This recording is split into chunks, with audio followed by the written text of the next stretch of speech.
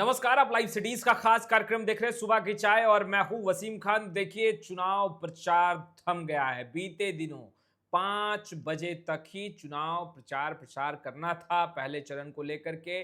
और देखिए, जितना पसीना बहाना था महागठबंधन, इंडिया गठबंधन और एनडीए के नेताओं को खूब पसीना बहाया। पहले चरण में जहां जहां चुनाव होने हैं वो वहाँ जो प्रत्याशी हैं उनके लिए एनडीए के नेता भी पहुंचे, महागठबंधन के नेता भी पहुंचे और धुआंधार चुनाव प्रचार हुआ। मगर अब सब कुछ थम गया है और ईवीएम अब पहुंचाए जा रहे हैं और अब फैसला जनता को लेना है अपना मत देकर। और वहीं हम बात करेंगे कि इन तमाम प्रक्रियाओं के बीच मुकेश सहनी बिहार विधानसभा चुनाव से कदम पीछे कर लिया। वहीं आगे हम बात करेंगे तेजस्वी यादव को लेकर। देखिए, तेजस्वी यादव ने बड़ा ऐलान कर दिया है और ऐलान के बाद एक बार फिर यह कहा जा रहा है कि 10,000 पर 30,000 भारी पड़ेगा। चिराग पासवान की सभा में हंगामा हो गया। केंद्रीय मंत्री 5 मिनट में ही सभा स्थल से निकल गए। फ्रेम में आपको वरिष्ठ पत्रकार, जाने माने पत्रकार रवि उपाध्याय सर दिख रहे होंगे। सबसे पहले हम जानेंगे, कल मतदान होना है, जनता अपने मत का प्रयोग करेगी। सर, क्या कुछ व्यवस्था जिला प्रशासन की तरफ से किए जा रहे हैं? क्योंकि पहले चरण का चुनाव प्रचार प्रसार बीते दिनों ही शाम 5 बजे थम गया।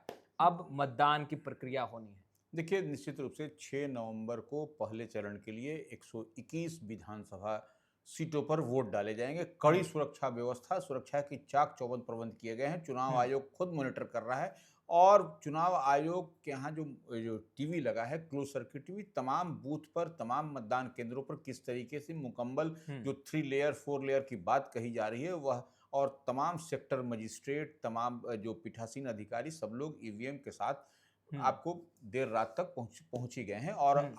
आपको कल जब आपको मतदान होगा तो आप देखिएगा जो वीवीपैट भी लगाया जा रहा है उसमें कि आप वोट करिएगा तो वो सब कुछ निकलेगा और हम्म। तमाम कनेक्ट किया हुआ है चुनाव आयोग से। तो हम्म। यह एक बड़ी तैयारी हो और तमाम जिलों के जिलाधिकारी जो है सो वह मुस्तैदी के साथ, ऑब्जर्वर तो केंद्रीय जो हैं वहीं, सेक्टर मजिस्ट्रेट भी आपको घूमते हुए दिखाई पड़ेंगे। हम्म। तो ये एक बड़ी तैयारी है और लोकतंत्र का बड़ा पर्व है ये। बिल्कुल। और इसमें हर आदमी बढ़ चढ़ करके अपनी भूमिका अदा करने में है और चुनाव आयोग की ओर से कई सारी तैयारियां भी, मुकम्मल तैयारी की गई है। तो अब देखने वाली बात है कि 6 नवंबर को जो सुबह 7 बजे से शाम के 6 बजे तक हम्म। सभी मतदान केंद्रों पर, कुछ को अगर छोड़ दिया जाए तो कहीं पर वो 5 बजे तक ही मतदान होगा। उसके कई सारे कारण हैं। तो हम्म। यह देखने वाली बात होगी और यह मुकम्मल तैयारी आपको चुनाव आयोग की ओर से होती हुई दिखाई पड़ रही है। यानी सुरक्षा व्यवस्था की कड़ी और चाक चौबंद व्यवस्था जो है वो की गई है। बिल्कुल। सर, चिराग पासवान की सभा में हंगामा हो गया मुजफ्फरपुर में।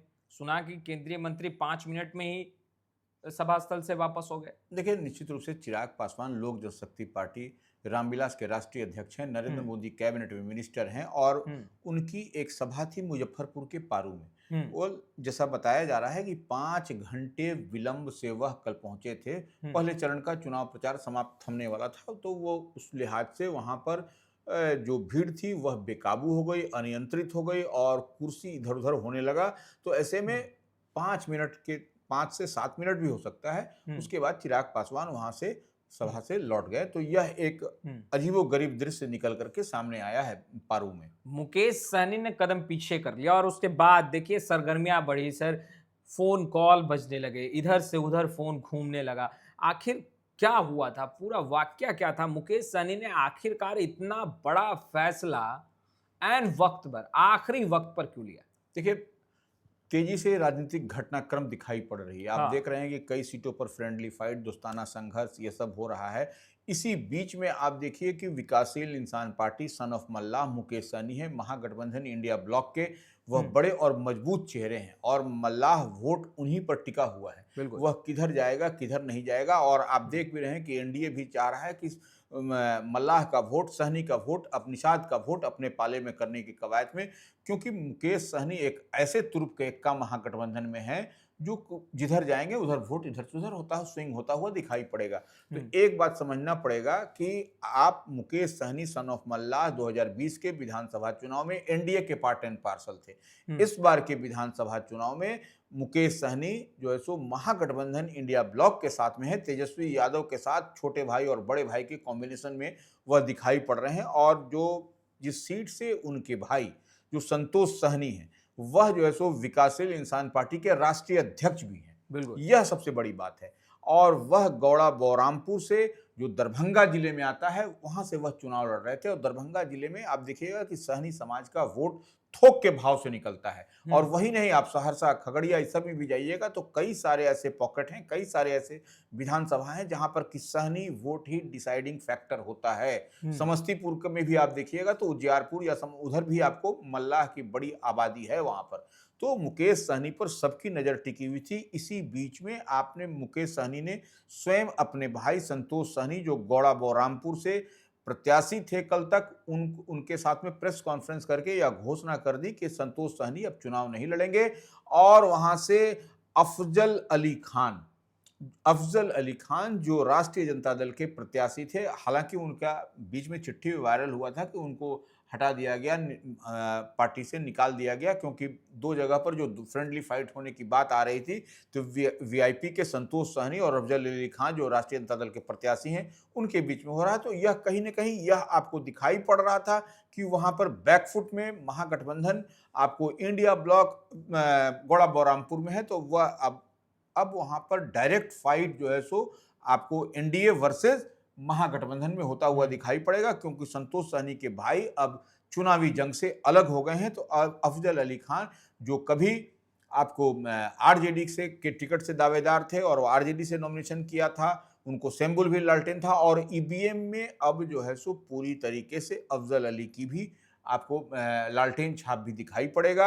और उसके अलावा आपको गौड़ा बरामपुर से जो संतोष सहनी है, उनका भी ईवीएम में नाम होगा, जहां तक हम समझ पा रहे हैं। तो यह अब दुविधा की बात है कि अब लास्ट मोमेंट में उनको कल बिठाया गया। कल जो है सो प्रेस कॉन्फ्रेंस करके मुकेश सहनी ने घोषणा की।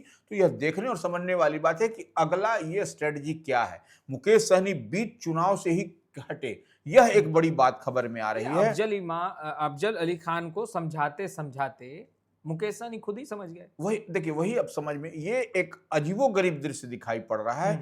निश्चित रूप से मुकेश सहनी को इसके लिए बताना पड़ेगा, पब्लिक डोमेन में आके बताना पड़ेगा कि क्या कारण है।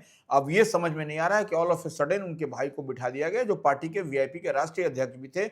और देखिए, डिप्टी सीएम का चेहरा भी है महागठबंधन में, वह सन ऑफ मल्ला। आपने देखा भी था कि महागठबंधन इंडिया ब्लॉक की जब ज्वाइंट प्रेस कॉन्फ्रेंस हुई थी तो उसमें तेजस्वी यादव को आपको अशोक गहलोत ने घोषणा किया था कि वह मुख्यमंत्री बनेंगे, तेजस्वी यादव महागठबंधन का चेहरा होंगे। और डिप्टी सीएम का जो एक नाम अनाउंस हुआ था, वह सन ऑफ मल्ला मुकेश सहनी के नाम की घोषणा हुई थी। तो यह एक बड़ी बात है और यह उहापोह की स्थिति बनी हुई है। यह निश्चित रूप से महागठबंधन के नेताओं को आकर के खुल करके बताना पड़ेगा कि क्या मसला है, क्योंकि जनता जो है सो इधर उधर हो रही है। इसका असर विधानसभा के अन्य क्षेत्रों पर पड़ेगा या नहीं पड़ेगा सर? क्योंकि आपने कहा कि खगड़िया, मुजफ्फरपुर और कई जगह पर दरभंगा, समस्तीपुर, इन जगह पर सहनी का अच्छा खासा वोट बैंक है।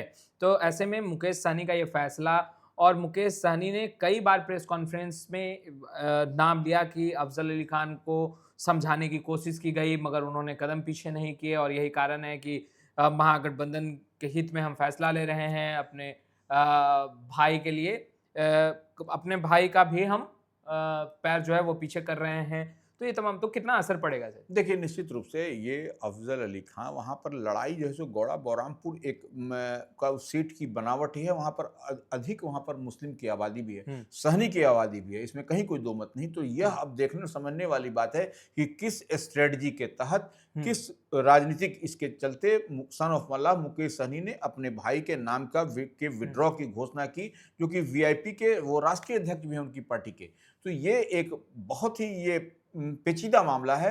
निश्चित रूप से हम जो बात कर रहे हैं कि उसमें सन ऑफ मल्ला मुकेश सहनी को आगे आकर के मुखर होकर के बताना पड़ेगा। हालांकि वह कह रहे हैं कि महागठबंधन पूरी तरह से इंटैक्ट है, मजबूती के साथ हम लोग लड़ेंगे, तेजस्वी को मुख्यमंत्री बनाना है। लेकिन कहीं ना कहीं यह जब लास्ट मूवमेंट में, अंतिम क्षण में, जब चुनाव आयोग की ओर से डुगडुगी बज गई है कि अब जो है सो आप हम्म। प्रचार प्रसार नहीं कर सकते। उस दरमियान में यह जो है सो यह घोषणा होना, यह कुछ न कुछ ऊहापोह की स्थिति बनती हुई दिखाई पड़ रही है। तेजस्वी यादव ने बीते दिनों बड़ा ऐलान किया। वो ऐलान था 30,000 रुपए महिलाओं के खाते में जाएंगे अगर उनकी सरकार बनती है तो क्या 10,000 पर 30,000 भारी पड़ेगा? देखिए, तेजस्वी यादव ने स्पष्टता के साथ, आप देख रहे थे चुनाव प्रचार समाप्त होने से पहले जब वह निकल रहे थे, तो हम्म। उन्होंने बाज़ाब्ता इसकी घोषणा की कि देखिए, हम पहले से भी वो घोषणा करते रहे हैं कि हम्म। 30,000 रुपये वह माई बहन योजना की जो बात आ रही है वह देंगे, और यह एक बड़ी बात है। नीतीश सरकार ने निश्चित रूप से 10,000 रुपये की बात कही है, तो 10,000 की जगह वह 30,000 देने की बात कर रहे हैं, और कह रहे हैं कि खरमास के बाद जब सरकार बनेगी, जब सरकार का गठन होगा, तो एक मुकम्मल तौर पर 1 साल की राशि तमाम भेज दी जाएगी। तो यह एक बहुत ही चतुराई के साथ उन्होंने, तेजस्वी यादव जो मुख्यमंत्री का चेहरा है महागठबंधन में, उन्होंने दांव खेला है। लेकिन अब देखिए, जीविका दीदी का भी सवाल आता है। जीविका दीदी को 30,000 रुपये प्रति माह देने की दिया जाएगा, इसकी बात भी उन्होंने कही है, और 5 लाख का मुफ्त बीमा भी कराया जाएगा। तो देखिए, कई तरह की बात तेजस्वी यादव कह रहे हैं। अब जो 10,000 पर 30,000 भारी की बात आ रही है, तो यह निश्चित रूप से अब देखने वाली बात है कि आधी आबादी जो चुप्पा वोटर कही जाती है कि वो नीतीश कुमार की है, तो यह अब तेजस्वी यादव की इस घोषणा के बाद कहाँ तक वो इसको इम्प्लीमेंट कर पाते हैं, कैसे समझा पाते हैं, यह देखने और समझने वाली बात होगी कि जब सरकार बनेगी तो वह मिलेगा। तो देखिए, अब वह तो कई सारी बात कर रहे हैं कि 200 यूनिट बिजली फ्री की बात कर रहे हैं, सामाजिक सुरक्षा पेंशन की बात कर रहे हैं, जीविका दीदी के लिए बात कर रहे हैं, और वह कम्युनिटी मोबिलाइजर की बात, जो जिसको सीएम कह रहे हैं वो, तो वह एक बड़ी बात तेजस्वी यादव कहते हुए आपको दिखाई पड़ रहे हैं। ओपिनियन पोल ने सभी को चौंकाया है और राजनीतिक गलियारों में काफी हलचल भी है। देखिए, जैसे जैसे ओपिनियन पोल जो है वो निकलकर सामने आ रहे हैं, आंकड़े देखने के बाद, नंबर्स देखने के बाद काफी हैरानी हो रही है। क्या इसे माना जाए कि यह जो है वो आगे चल करके नतीजों में जो है वो तब्दील, इसी तरीके के जो अंक हैं वो दिखेंगे? देखिए, निश्चित रूप से ओपिनियन पोल जो आया, वो कई सारे ओपिनियन पोल्स आए बीते दिन, तो आपने देखा कि यह ओपिनियन पोल का, देखिए एक बात तो समझना पड़ेगा, इसका सैंपल साइज क्या है। यह सबसे बड़ी बात है। हम बार बार इस बात को दोहराते हैं, किसी का भी ओपिनियन पोल हो, ओपिनियन पोल पर हम ज्यादा भरोसा नहीं करते। हाँ। लेकिन यह जो सैंपल साइज होता है, यह क्या है? अब इसमें जो आ रहा है, इसमें एनडीए को बढ़त दिखाई पड़ रहा है, और कई सारी सीटें जो हम लोग जिसको ऑब्जर्व कर रहे थे, उसमें भी किसी किसी को पर एनडीए को बढ़त दिखाई पड़ रहा है। तो यह हमको नहीं समझ में आ रहा है किस तरीके से ओपिनियन पोल जो 3 आया है, उसमें 3 ओपिनियन पोल सबके अलग अलग आंकड़े आए हैं, लेकिन वह कहां से होगा, कैसे होगा, यह सबसे देखने और समझने वाली बात है कि ओपिनियन पोल का जो सैंपल साइज है वह कितना बड़ा है, उसका जो रूट चार्ट है, उसका जो मैपिंग है वह कितना बड़ा है, और कितने लोगों से ओपिनियन पोल लिया गया, यह सबसे बड़ी बात है। तो यह एक समझने वाली बात है कि आने वाले समय में, अब तो पहले चरण का चुनाव जो है सो, मतदान जो है सो कल होगा, उसके बाद फिर 11 तारीख को दूसरे चरण का होगा, तो उसके बाद सब कुछ स्पष्टता के साथ, अब तो गए दिन, अब 29 बाकी, अब तो गिने चुने दिन हैं, सब कुछ स्पष्टता के साथ आपको समझ में आ जाएगा। पहले मतदान, फिर जलपान, और कल मतदान करें, अपने मत का प्रयोग करें, और अच्छी सरकार बिहार में बने। और इसी कामना के साथ इस वीडियो में फिलहाल इतना ही। हम तमाम तस्वीरें लगातार अपडेट करते रहेंगे। अब तक आपने हमारे चैनल को सब्सक्राइब नहीं किया है, तुरंत सब्सक्राइब करें। आपका बहुत बहुत शुक्रिया।